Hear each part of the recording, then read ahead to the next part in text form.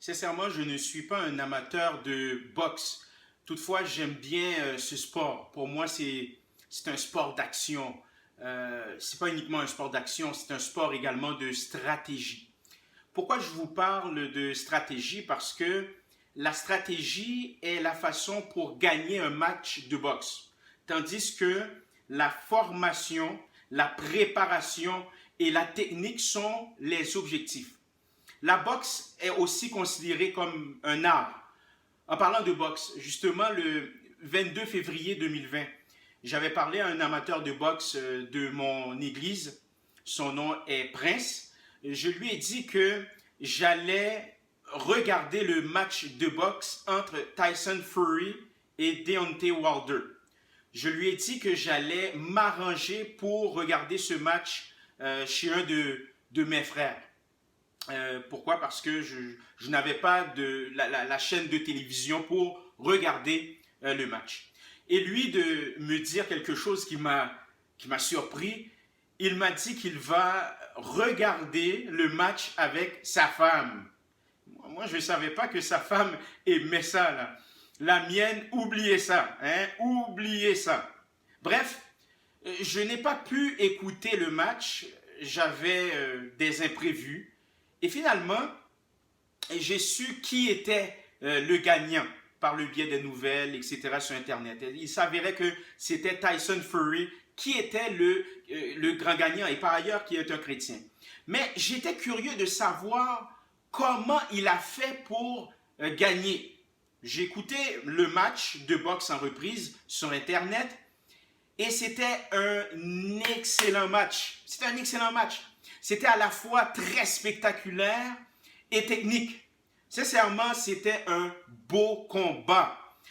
Et dernièrement, j'étais curieux de savoir s'il y aurait un troisième match revanche, car celui du 22 février était leur deuxième combat entre les deux pugilistes. Car leur premier combat fut un match nul.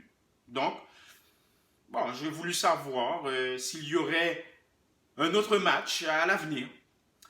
De ce fait, j'ai cherché, vous savez, moi je suis quelqu'un de curieux, donc j'ai cherché sur Internet des infos et un article sur le boxeur Tyson Fury m'a grandement attiré mon attention. L'article évoque que s'il y a troisième match, le gagnant Fury craint de perdre contre Wilder. J'étais extrêmement surpris. Car avant sa victoire contre Wilder, vous allez remarquer, pour ceux qui ne sont pas trop habitués ou ceux qui sont habitués, Fury était d'une confiance incommensurable. Il avait de l'assurance. Il n'avait pas froid aux yeux. Mais j'ai continué à lire l'article pour savoir pourquoi il avait peur, pourquoi il craignait ça. Et j'ai lu l'article avec une attention soutenue. Et il a expliqué le pourquoi. Tyson Fury évoque qu'il se méfie de Deontay Wilder si son attitude stricte baisse. Autrement dit, il admet qu'il sera battu par son opposant dans leur troisième combat s'il est distrait et ne prend pas sa préparation au sérieux. Donc, la distraction, devient son ennemi. Pour vaincre la distraction, Fury a dit qu'il doit aborder ce combat comme s'il était toujours le champion sans perdre sa discipline et ne pas tomber dans le piège de la distraction. De toute évidence, il y a un combat en cours dans notre vie. Je dirais même plus un grand combat. C'est un combat qui est compris par certains et par d'autres non. C'est un grand combat et ce combat est spirituel. C'est un combat personnel entre la nature humaine et l'esprit. C'est un combat spirituel contre les esprits contraires ayant des pouvoirs surnaturels. L'ensemble de l'univers est divisé entre deux royaumes rivaux. Le premier est le royaume de la lumière où il y a la justice qui est dirigée par le Dieu créateur et l'autre est caractérisé par ce qu'on appelle le royaume des ténèbres ou du mal. est commandé par l'ennemi de notre âme, à savoir Satan, le diable, qui signifie l'adversaire. Donc, il est notre ennemi. Cela dit, laissez-moi lire pour vous une portion de l'évangile de Luc, le chapitre 10, le verset 40, et ça se lit comme suit. Marthe était affairée aux nombreuses tâches du service. Elle survint et dit, « Seigneur, cela ne te fait-il rien que ma sœur me laisse seule pour servir? Dis-lui donc de venir m'aider. » Donc, Luc chapitre 10, verset 40. Ici, Jésus entre dans un village et une femme nommée Marthe l'a accueilli dans sa maison. Et elle avait une sœur appelée Marie, qui était assise aux pieds de Jésus et écoutait avec attention son enseignement. Mais Marthe était distraite avec ses tâches et elle est allée vers Jésus et a dit qu'il ne se soucie pas que sa sœur la laisse servir seule et lui demande carrément d'exiger à sa sœur de l'aider dans les divers soins domestiques. Mais le Seigneur répondit à Marthe qu'elle s'inquiète pour rien. Elle s'inquiète pour rien. Et que la seule chose qui intéresse Jésus était une attitude de méditation, une attitude d'adoration, une attention soutenue à son enseignement. Donc, je vais aborder aujourd'hui la question de la distraction qui est un combat spirituel. Une distraction est quelque chose qui détourne notre attention de ce que nous sommes censés de faire. C'est-à-dire que nous ne sommes pas engagés dans ce qui se passe alentour de nous parce que cela interfère avec notre vigilance et notre concentration. Cela dit, les distractions peuvent être dangereuses. Notamment, je vais prendre un exemple concret, conduire en textant, eh bien, il y a un risque de faire un accident mortel sur la route. Certaines, on va se le dire, là, certaines distractions ne sont pas aussi dangereuses. Par exemple, si je lis un livre ou si je lis ma Bible et je finis par penser à quelque chose d'autre, ben, ce n'est pas dangereux là. Hein? Après ça, bon, mon attention va être soutenue. Donc, si nous sommes facilement distraits pour notre vie jour après jour, n'est-il pas vrai que nous pouvons être facilement distraits dans notre marche spirituelle avec le Seigneur? Il faut se poser la question. Pourquoi? Parce que l'ennemi de notre âme aime ça quand nous sommes distraits. Cela facilite son travail. Hey, pour lui, c'est facile. Et lorsque je parle de distraction, je parle de quelque chose que l'enfer t'envoie directement dans ta vie, dans le seul but de te distraire de ton ministère et de ton mandat. Certaines fois, on ne se rend même pas compte. On ne se rend même pas compte. C'est pourquoi on doit être sur nos gardes. Toujours est-il que l'un des disciples de Jésus, à savoir Jean, a écrit que l'ennemi de notre âme a pour objectif, il a des objectifs, le gars, là, de nous voler, égorger et nous détruire. Maintenant, laissez-moi te dire quelque chose.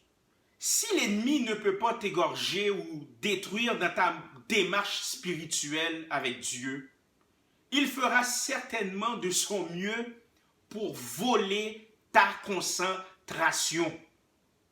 Je le répète, si l'ennemi ne peut pas t'égorger ou te détruire dans ta démarche spirituelle avec Dieu, te détruire là physiquement, eh bien il fera de son mieux pour voler ta concentration. Il fera tout en son pouvoir pour détourner ton attention de ce qui est primordial et de te faire consommer avec des choses qui ne sont pas vraiment importantes. Nous ne sommes pas toutes distraits par les mêmes affaires. Bon, si on prend l'exemple de Marthe, Marthe était distraite par les tâches ménagères. et un ancien héros dans la Bible du nom de Samson. Samson a été distrait par une relation avec une femme philistine. Donc, à bien des égards, on finit par comprendre que la distraction est une arme redoutable de l'ennemi. Parce que souvent, nous ne réalisons même pas qu'il l'utilise contre nous. Et puis, nos vies, là, sont saturées de choses. Et nous nous concentrons de plus en plus sur des choses, bonnes ou mauvaises, qui nous éloignent de notre mandat et de notre focalisation sur Dieu.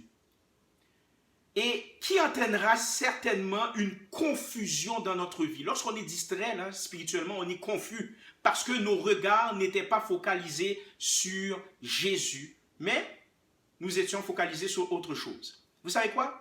Le pire dans tout ça, c'est qu'on ne le réalise même pas lorsque nous sommes, que nous sommes dans un combat spirituel, lorsque nous sommes distraits.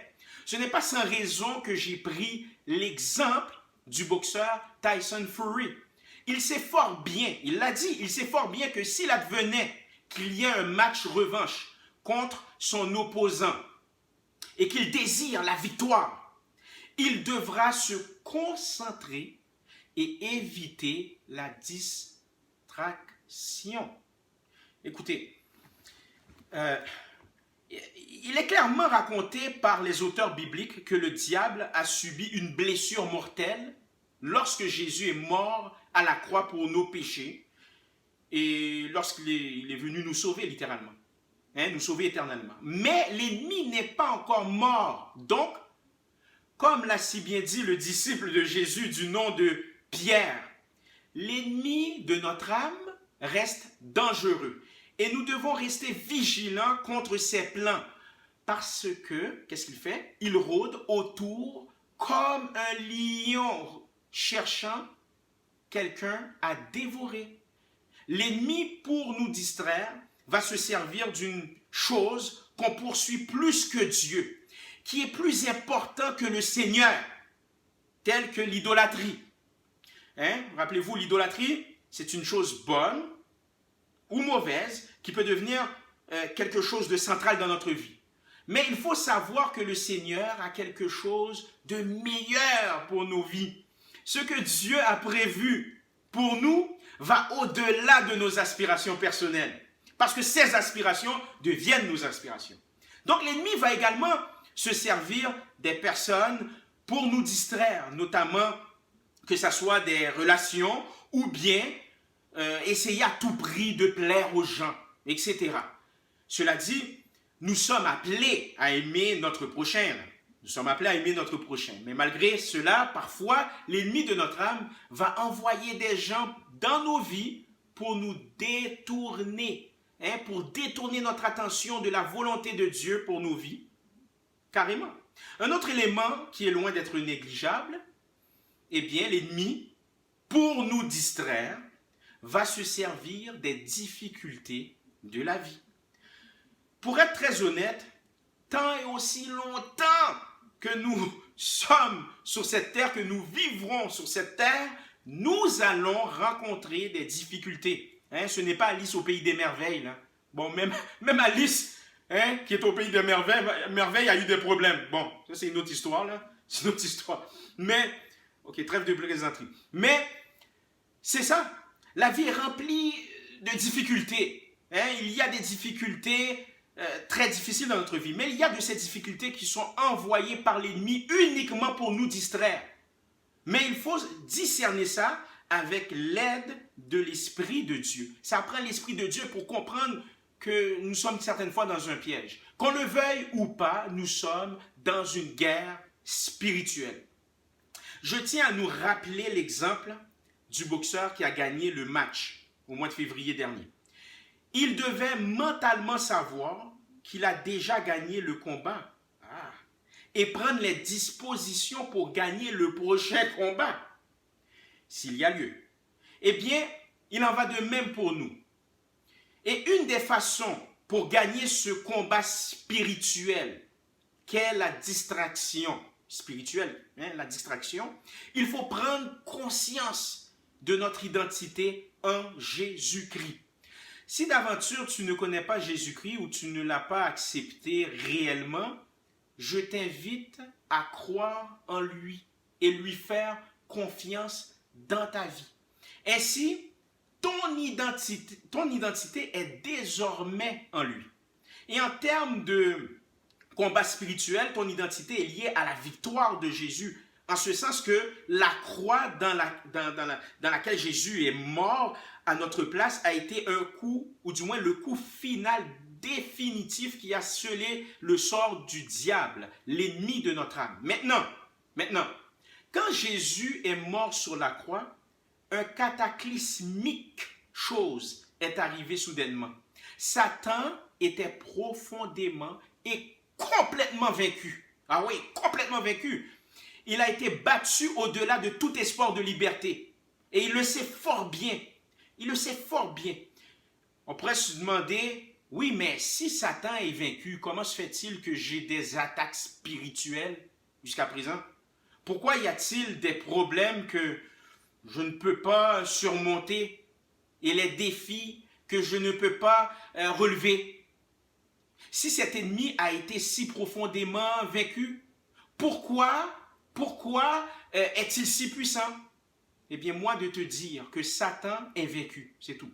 Satan est vaincu, mais comme une personne qui connaît son destin, en ce sens qu'il ne va jamais gagner, et il va périr, il ne veut pas périr seul. Donc, son but, c'est de bousiller notre vie, tout simplement. Tout simplement, c'est ça qu'il veut faire. Donc, Satan est plus efficace quand il travaille secrètement. Lorsqu'il travaille derrière les rideaux, il est plus efficace. Il est à noter que Paul a écrit une lettre aux Éphésiens concernant le combat spirituel. Et il y a une solution. Il va encourager l'église d'Éphèse et les autres églises qui ont lu cette lettre de rester fort. Il va leur dire restez fort, mais il précise de rester fort dans le Seigneur, car sa force est toute puissante. Pour ainsi dire, la force dont nous avons besoin pour combattre avec les pièges de l'ennemi, eh bien, ces solutions sont fournies par Dieu lui-même. Cela peut sembler évident, mais à en juger par la façon dont nous traitons cette vérité, eh bien, il faut prendre conscience que Dieu nous donne des solutions. Alors, beaucoup d'entre nous ont tendance à basculer vers l'un des deux extrêmes en ce qui concerne l'ennemi de notre âme. Qu'est-ce que je veux dire par là? C'est que certains le surestiment. Donc, ils vont devenir craintifs. Ils vont devenir angoissés de peur que Satan ne leur saute dessus. Mais il faut nous rappeler l'évangile de Jésus-Christ.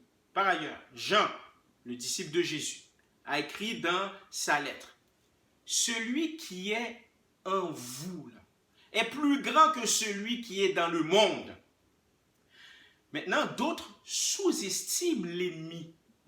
Sous-estiment l'ennemi de notre âme.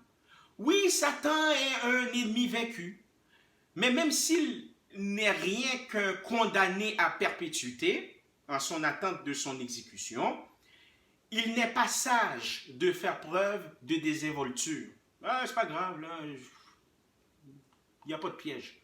Notez que Paul nous dit d'être fort dans le Seigneur. Il faut être fort dans le Seigneur. Donc, il faut être vigilant. Pourquoi? Parce que dans notre humanité, nous n'avons pas le pouvoir de vaincre des anges, même déchus, comme le diable et ses légions. Par contre, Dieu lui-même est le seul capable de mettre le diable à sa place. Et c'est exactement ce qu'il fera un jour. Cependant, en attendant, il nous donne le pouvoir de remporter la victoire et la recette est dans sa parole essentiellement. La recette est dans sa parole. Il faut nous rappeler aussi que reconnaître que la distraction, il faut reconnaître que la distraction est souvent une tactique de l'ennemi pour nous défocaliser de notre mandat. Donc il faut prendre conscience, tel qu'exprimé d'entrée de jeu. La vie est pleine de distractions, je n'en disconviens pas, mais ce à quoi nous sommes souvent confrontés est en réalité une guerre spirituelle. J'aimerais vraiment qu'on puisse comprendre ça, c'est une guerre spirituelle. Premièrement, posons-nous la question.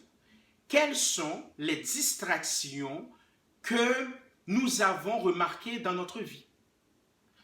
Prenons note de ces choses. Cela nous aidera à rester concentrés.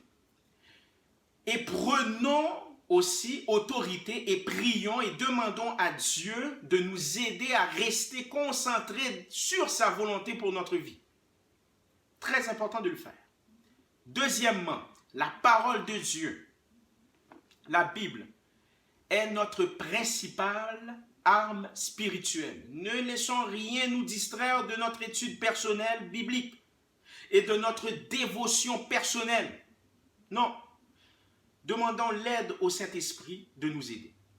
Et au final, ne laissons pas nos problèmes nous empêcher d'avancer, de rentrer dans notre mandat. Je nous ramène à Marthe. Jésus a fourni une réponse qui somme toute, est pour nous. Jésus veut que nous sachions que nous devons vivre pour une chose. Pour une chose. Une chose, c'est le connaître. Le connaître.